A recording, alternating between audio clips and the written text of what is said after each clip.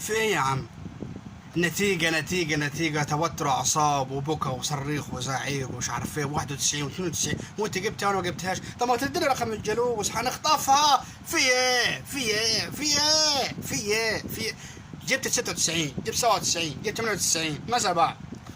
نجحت وطلعت الاول على الجمهورية وطلعت الاول على السبع قارات.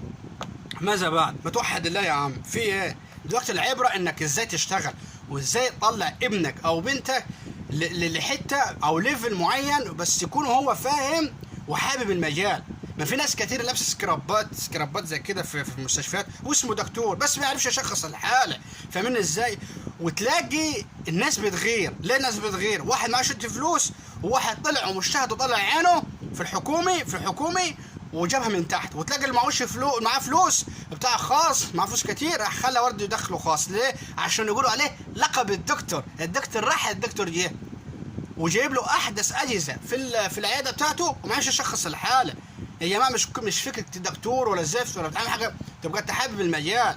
في ناس كتير غشت وما جابتش حاجه، عملت غشيت وجيت مجموع كبير، دخلت فشلت، حاولت على كليه ثانيه، يبقى الموضوع من اول فاشل.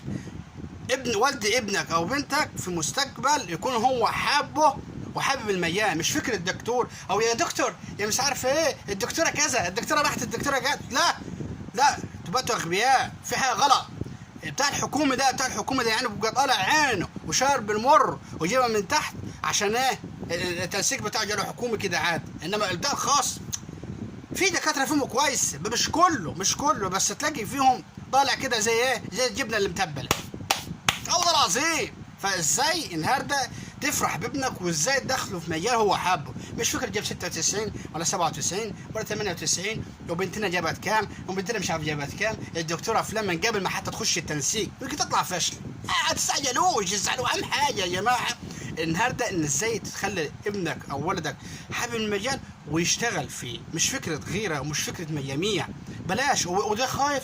طب ما توريني رقم الجلوس بتاعك اجيبها لك انا. ايه هل اخطفها ودي السنه تجيب كذا، جابت 91 ونص، جابت 92 ونص. يا عم العبره في النهايه ازاي انك تشتغل، مش غيره هي وخلاص. في ناس كتير غشت وجابت 99 بس فشل، مش شايف يشخص الحال. انا متهيألي كده من دفعتنا احنا ونازل كلهم كده عاملين زي انت مسكنات، عندهم مسكنات كده في العيادات والمستشفيات. انما بتاع الحكومه اللي طالع عينه اللي جايبها من تحت تلاقيه شاطر. هتخش المستشفى ما يقول لك نستنى الدكتور فلان، نستنى الدكتور علان. ليه؟ هيبقى فاهم التفوق كان في حكومه، فاهمني؟ غير الخاص ابوه ده فعلا مريش له كانت كده نص مليون 2 مليون ويجيب له احدث اجهزه وعياده كبيره وبرضه فاشل. فاهمني ازاي؟ ممكن تبقى انت عندك عياده كانت كده بس شاطر. العبرة ان ازاي ابنك او بنتك يتوصلوا لحته او ليفل ومكانه معينه كويسه هيقدر يشتغل بقى بكروات. هي مش فكره 91 و92 ولا 96. الجدع والشاطر انه يشتغل بمجهوده ويتعب في المجال اللي هو حابه ويكون داخل في حابب المجال نفسه ويقف يقعد على كرسي زي كده ويشغل التكييف ومخه حلو. احسن ما تجيب اجهزه كبيره وتفتح عياده ومش شاطر. فاهمين ازاي؟ السلام عليكم وشيروا الفيديو ده.